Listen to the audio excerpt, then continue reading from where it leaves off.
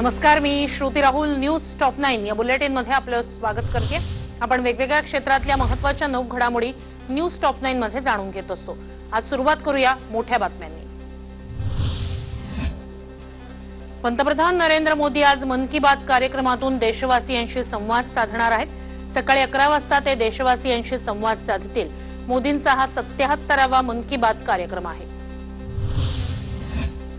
केंद्राच्या 7 वर्षाच्या कारभाराविरोधात काँग्रेस आज राज्यव्यापी आंदोलन करणार आहे. काँग्रेसचे मोठे नेते राज्यभरात पत्रकार परिषद घेणार आहेत. त्यातून केंद्राचा कारभार ते चव्हाट्यावर मांडणार आहेत. येत्या 5 दिवसात कोकण, गोवा आणि मध्य महाराष्ट्रात पावसाचा जोर वाढणार आहे. विजांच्या कडकडाटासह वादळी पाऊस होईल असा अंदाज हवामान विभागानं वर्तवलाय. हवामान विभाग तज्ज्ञ के.एस. होसाळीकर यांनी ट्विट करत याबाबतची माहिती दिली आहे. ठाणे महापालिकेच्या कोविड लसीकरण सेंटरमध्ये सुपरवायझर असल्याचं भासम चक्क एका अभिनेत्रीचं लसीकरण करण्यात आलं. संबंधित महिलेकडे फ्रंटलाईन वर्करचं ओळखपत्र होतं. पार्किंग प्लाझा या सेंटरवर ही घटना घडली. कोरोनाच्या 3ऱ्या लाटेसाठी स्वतंत्र टास्क फोर्स तयार करा असे हायकोर्टानं राज्य सरकारला आदेश दिलेत.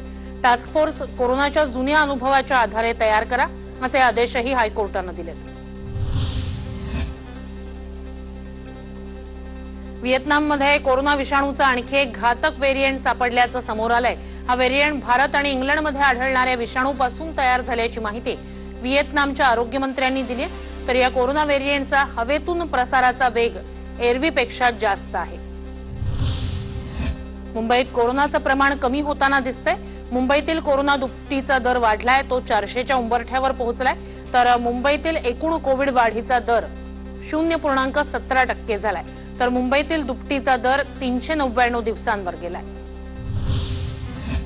पीएनबी घोटाळ्यातील मुख्य आरोपी मेहुल चोक्सी याचा कारागृहातून पहिला फोटो समोर आलाय. चोक्सीच्या समोर आलेल्या फोटोमध्ये तो कैद्यांच्या कपड्यात त्याच्या हाताला शाई लागल्यासारखी दिसतेय. कोरोना संबंधित वस्तूंवर जीएसटी माफी सवलत देण्यासाठी केंद्रीय वित्त मंत्रालयाकडून मंत्रिगट स्थापन करण्यात आलाय. मंत्रिगटाच्या सदस्यपदी उपमुख्यमंत्री आणि वित्त आणि नियोजन मंत्री अजित पवार यांची नियुक्ती करण्यात आली आहे.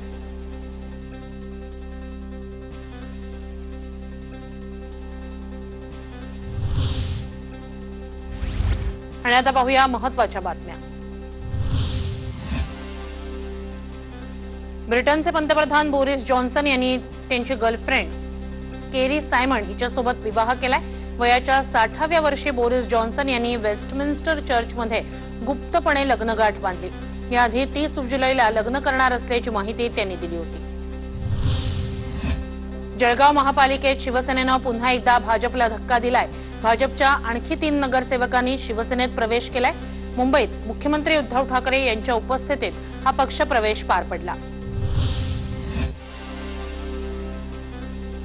आगामी T20 वर्ल्ड कप महाराष्ट्रात होण्याची शक्यता आहे. बीसीसीआयच्या विशेष सर्वसाधारण सभेत हा प्रस्ताव मांडण्यात आला. ही स्पर्धा घेण्यासाठी महाराष्ट्र हाच सर्वोत्तम पर्याय असल्याचं मत या सभेत मांडण्यात आलं. त्यानुसार मुंबईत 3 तर पुण्यात एका स्टेडियमवर ही स्पर्धा होऊ शकते असा प्रस्ताव सभेत मांडण्यात आला. पुणे मुंबई डेक्कन एक्सप्रेसला आता विस्टाडोम कोच जोडले जाणार आहेत. कोरोनाची परिस्थिती आटोक्यात आल्यानंतर विस्टाडोम कोच जोडले जातील. दरम्यान पुणे मध्य रेल्वेला 2 विस्टाडोम कोच प्राप्त झाले. ज्या मुलांनी कोरोना काळात पालक गमावले अशा मुलांना केंद्र सरकार आर्थिक मदत करणार आहे. अशा मुलांना वयाच्या 18व्या वर्षी मासिक सहाय्यता राशी आणि वयाच्या 23व्या वर्षी पीएम केअर्स फंडातून 10 लाख रुपयाचा निधी दिला जाणार आहे.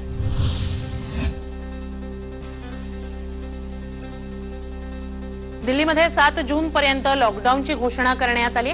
तर लॉकडाऊनमध्ये 31 मे पासून 2 कामांसाठी सूट दिली आहे. मॅन्युफॅक्चरिंग आणि प्रोडक्शन युनिट तसंच कन्स्ट्रक्शन करण्यास दिल्लीत परवानगी असणार आहे. कोरोना लसीकरणासाठी हॉटेल पॅकेज देणं बंद करा, गाईडलाईन्स फॉलो करा असं केंद्रीय आरोग्य सचिवांनी सर्व राज्यांना पत्र पाठवलंय. काही खासगी रुग्णालय लसीकरणासाठी हॉटेलसोबत करार करत असल्यानं केंद्रानं हे पत्र पाठवलंय. 10वीच्या परीक्षा रद्दच्या निर्णयाविरोधात याचिका दाखल करणाऱ्या धनंजय कुलकर्णी यांना सोशल मीडियाच्या माध्यमातून धमकी देण्यात आली. परीक्षा घेण्याची मागणी करू नका अन्यथा जीवे मारण्यात येईल अशी धमकी देण्यात आली आहे। तर कुलकर्णी यांनी कोथरूड पोलिसात धमकी विरोधात तक्रार दाखल केली आहे। आर्थिक संकट उद्भवल्यानं खासगी कोचिंग क्लासेस 1 जून पासून सुरू करण्याची परवानगी द्या अशी मागणी नाशिकमधील क्लास चालकांनी केली आहे। अन्यथा शासकीय स्तरावरून आर्थिक मदत करण्याची मागणी ही क्लास चालकांनी केली आहे। आणि आता पाहणार आहोत राजकीय घडामोडी। स्थानिक स्वराज्य संस्थेतील ओबीसी आरक्षण अखेर सुप्रीम कोर्टाने रद्द करण्याचा निर्णय घेतलाय। निर्णयाचा पुनर्विचार करण्याची याचिका राज्य सरकारने केली होती। दरम्यान या निर्णयामुळे आता ग्रामपंचायत, जिल्हा परिषद आणि स्थानिक स्वराज्य संस्थांमध्ये ओबीसींना मिळणारं राजकीय आरक्षण संपुष्टात येणार आहे। त्यामुळे ओबीसी समाजासाठी हा मोठा धक्का मानला जातोय। राज्य सरकारच्या नाकर्तेपणामुळे ओबीसी समाजावर पुन्हा अन्याय झालाय असं वक्तव्य विरोधी पक्षनेते देवेंद्र फडणवीस यांनी केलंय। राज्य सरकारकडे वारंवार पाठपुरावा करूनही राज्य सरकारने कोणतीही कारवाई केली नाही।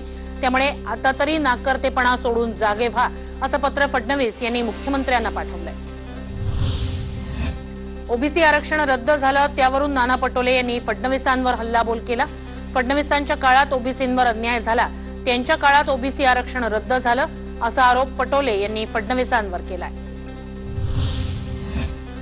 छत्रपती शाहू महाराज आणि डॉक्टर बाबासाहेब आंबेडकर एकत्र येऊ शकतात, तर मी आणि प्रकाश आंबेडकर का एकत्र येऊ शकत नाही, हा भेटीमागचा हेतू होता असं संभाजीराजे यांनी पुण्यात म्हटलंय। राज्यसत्तेशिवाय मराठा आरक्षणाचा प्रश्न सुटणार नाही असं वंचितचे अध्यक्ष प्रकाश आंबेडकर म्हणाले। राजकारणात सध्या शिळेपणा आलाय, ताजेपणा येण्याची गरज आहे। संभाजीराजेंनी पुढाकार घेतला तर हा ताजेपणा येईल असंही आंबेडकर म्हणाले। महाराष्ट्राच्या राजकारणामध्ये शिळेपणा आलेला आहे असं मला स्वतःला असताना वाटतंय। तेव्हा हे शिळेपणा जाऊन ताजेपणा आणायचा असेल तर संभाजीराजेंनी असा पुढाकार घेतला तर तो ताजेपणा येऊ शकतो। पंतप्रधान नरेंद्र मोदी यांना संभाजीराजेंना भेटीसाठी वेळ देऊन मराठा आरक्षणासाठी संसदेचं अधिवेशन बोलवावं अशी मागणी अशोक चव्हाण यांनी केली आहे। संभाजीराजेंची भेट नाकारणं म्हणजे महाराष्ट्राचा अवमान असल्याचंही अशोक चव्हाण म्हणाले। संभाजी महाराज हे मराठा समाजाचं एक आदराचं स्थान आहे आणि त्यामुळे त्यांना भेट न देणं नाकारणं संपूर्ण महाराष्ट्राचा अपमान आहे। हा मराठा समाजाला आरक्षण मिळालं पाहिजे ही भूमिका सरकारची आहे असं वक्तव्य मंत्री जयंत पाटील यांनी केलंय। तर छत्रपती संभाजीराजेंनी सर्वांना भेटून मराठा आरक्षणासाठी केंद्रावर दबाव आणावा असंही जयंत पाटील म्हणाले। मराठा आरक्षण हा विषय राज्य सरकारच्या अखत्यारीतून केंद्र सरकारच्या अखत्यारीत गेलाय, त्यामुळे हा विषय राज्य पातळीवर सुटणार नाही असं वक्तव्य कायदेतज्ञ असीम सरोदे यांनी केलंय। 7 राज्यांनी जवळपास याचिका दाखल केलेली आहे सर्वोच्च न्यायालयामध्ये आणि त्यांनी म्हटलं की 50% पेक्षा जास्त रिझर्वेशन देण्याचे अधिकार राज्य सरकारांना द्या। त्यामुळे हा प्रश्न मराठा रिझर्वेशन पुरती मर्यादित आता राहिला नाही, तो भारताच्या पातळीवर जे वेगवेगळे लोक रिझर्वेशन मागत आहेत त्यांच्याशी संबंधित झालेला आहे। निलंबित मोटार वाहन निरीक्षक गजेंद्र पाटील यांनी माझ्या विरोधात तसंच परिवहन आयुक्त आणि इतर 5 अधिकाऱ्यांविरोधात दिलेली तक्रार ही पूर्णतः निराधार आणि खोटी आहे अशी प्रतिक्रिया परिवहन मंत्री अनिल परब यांनी ट्विटरवरून दिली आहे। आणि आता पाहूया कोरोना संदर्भातल्या घडामोडी। राज्यात काल कोरोनाचे 20,295 नवे रुग्ण आढळले, तर काल 31,964 रुग्णांनी कोरोनावर मात केली। काल 443 रुग्णांचा मृत्यू झाला। कोरोनाचा आजार अंगावर काढू नका असं आवाहन मुख्यमंत्री उद्धव ठाकरे यांनी केलंय। तसंच औषधांचा अनाठायी वापर टाळायला हवा असंही मुख्यमंत्री म्हणाले। मुख्यमंत्र्यांनी डॉक्टरांशी संवाद साधला, त्यावेळी ते बोलत होते। पुणे जिल्ह्यात म्युकरमायकोसिसचे 520 रुग्ण उपचार घेत आहेत अशी माहिती पुणे जिल्हाधिकाऱ्यांनी दिली, तर रुग्णांना इंजेक्शनचं वाटप आता थेट रुग्णालयातून होणार आहे। भारताला आपल्या लसीकरणाचं व्यापक लक्ष्य गाठण्यासाठी मोठ्या प्रमाणात कोरोना प्रतिबंधात्मक लसींचं उत्पादन वाढवावं लागेल असं मत एम्सचे प्रमुख डॉक्टर रणदीप गुलेरिया यांनी व्यक्त केलं। नागपुरात म्युकरमायकोसिसचे आणखी 4 बळी गेलेत। शनिवारी म्युकरमायकोसिसचे 43 नवे रुग्ण आढळले. महिन्याभरात जिल्ह्यात म्युकरमायकोसिसच्या 1045 रुग्णांची नोंद झाली. राज्यात कोरोनानं सर्वाधिक मृत्यू पुण्यात झालेत. पुणे जिल्ह्यात आतापर्यंत 16,755 जणांचा कोरोनामुळे मृत्यू झालाय. तर जिल्ह्याच्या आणि राज्याच्या आकडेवारीत तब्बल 4,364 मृत्यूंची तफावत असल्याचं समोर आलंय. नाशिकमध्ये म्युकरमायकोसिसच्या रुग्णांसाठी जिल्हा पातळीवर आरोग्य विभागानं समन्वय कक्ष तयार केलाय. त्याद्वारे दररोज सापडणारे रुग्ण, त्यांच्यावर केले जात असलेले उपचार तसंच मृत्यूचं प्रमाण यावर हा कक्ष लक्ष ठेवून आहे. कोल्हापूर जिल्ह्यातील भुदरगड पिंपळगाव इथल्या शहीद शिवाजी मगदूम सोशल फाउंडेशनच्या वतीनं प्राथमिक आरोग्य केंद्र पिंपळगाव इथे 150 कोविड रुग्णांना 7 दिवस पुरतील इतक्या औषधांचं किट देण्यात आलं. केंद्र शासनानं नुकताच कोवॅक्सिन आणि कोविशिल्ड लस एकत्र देण्याचा निर्णय घेतलाय. मात्र मुंबईत तूर्तास तरी वेगवेगळ्या लसींचे डोस एकत्र देण्यात येणार नसल्याचा निर्णय मुंबई महानगरपालिका प्रशासनानं घेतलाय. आणि आता पाहूया मेट्रो सिटीज मधल्या घडामोडी.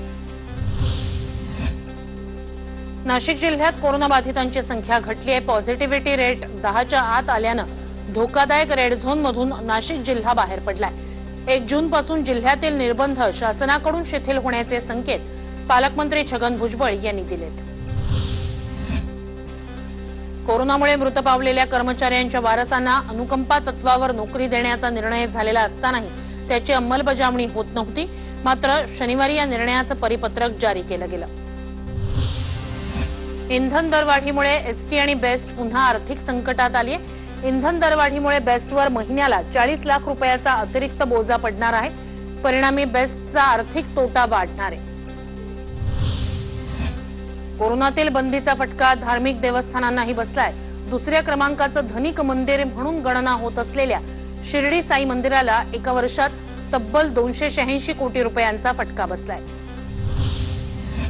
नाशिकमध्ये पालिकेच्या घरपट्टी पाठोपाठ पाणीपट्टी भरण्याकडेही नागरिकांनी पाठ फिरवली. त्यामुळे चालू आर्थिक वर्षाच्या पहिल्या 2 महिन्यात पाणीपट्टीची जेमतेम 14% वसुली होऊ शकली.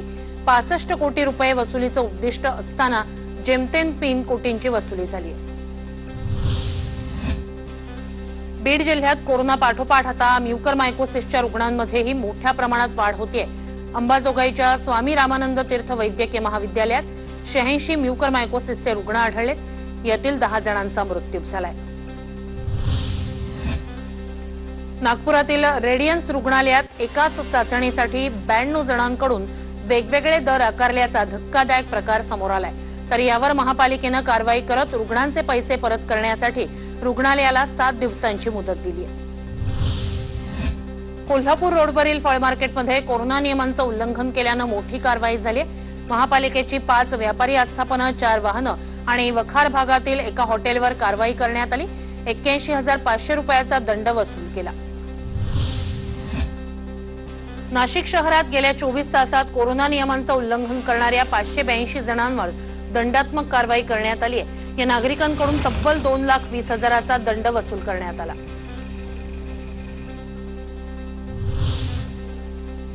आणि आता पाहूया मुंबई पुण्यातल्या घडामोडी. मुंबईत काल कोरोनाचे 1048 नवे रुग्ण आढळले. मुंबईत 1359 रुग्णांनी कोरोनावर मात केली. तर मुंबईत काल 25 रुग्णांचा मृत्यू झाला. पुणे महापालिकेनं आजच्या लसीकरणाचं नियोजन जाहीर केलंय. 57 केंद्रांवर कोविशिल्ड तर 15 केंद्रांवर कोवॅक्सिन लसीचा केवळ 2रा डोस दिला जाणार आहे. महापौर मुरलीधर मोहोळ यांनी ही माहिती दिली आहे. मुंबई महापालिकेनं लस उपलब्ध झाल्यानंतर मोठ्या संख्येनं लसीकरण वाढवण्यासाठी कृती आराखडा तयार केलाय. 60 दिवसात 60 लाख मुंबईकरांना लसीची पहिली मात्रा देण्याचं लक्ष्य पालिकेनं ठेवलंय. कोरोनाच्या 3ऱ्या लाटेच्या पार्श्वभूमीवर पिंपरी चिंचवड आणि पुणे महानगरपालिका ग्रामीण भागात चिल्ड्रन कोविड सेंटर उभारणार आहे. तसंच औषधं, उपकरणं याची देखील जुळवाजुळव सुरू आहे असं पुण्याचे जिल्हाधिकारी म्हणाले. महाविद्यालय जरी बंद असली तरी विद्यार्थ्यांचं ऑनलाईन शिक्षण सुरू ठेवा अशा सूचना यूजीसीनं राज्यातील सर्व विद्यापीठं आणि उच्च शिक्षण संस्थांना दिल्या. या संदर्भात राज्यातील सर्वच विद्यापीठाच्या कुलगुरूंना यूजीसीनं पत्र पाठवलंय. बोरिवली रेल्वे स्टेशनवर आरपीएफ जवानाच्या प्रसंगावधानामुळे एका प्रवाशाचा जीव वाचला. चालत्या एक्सप्रेसमधून खाली पडणाऱ्या प्रवाशाला या जवानानं वाचवलं. अंबरनाथमधील बारकुपाडा परिसरात एका व्यक्तीनं दारूच्या नशेत मित्राच्या डोक्यातच बिअरची बाटली फोडल्याची घटना घडली. ही संपूर्ण घटना सीसीटीव्हीत कैद झाली आहे. आरोपीला पोलिसांनी ताब्यात घेतलंय. पुण्यातील चाकणमधील मेदनकर वाडीत देशी विदेशी दारू आणि बिअरची विक्रीसाठी वाहतूक करणाऱ्यांवर सामाजिक सुरक्षा पथकानं कारवाई करत 5,48,760 रुपयाचा मुद्देमाल जप्त केला. या प्रकरणी तिघांविरोधात चाकण पोलीस ठाण्यात गुन्हा दाखल झालाय. कल्याणमध्ये कोळसेवाडी परिसरात एका तरुणानं वॉचमनला बुलेटच्या चेननं बेदम मारहाण केल्याची घटना घडली. सोसायटीचं गेट उघडण्यास उशीर झाल्याच्या क्षुल्लक कारणावरून ही मारहाण करण्यात आली. पोलिसांनी या तरुणाला अटक केली आहे.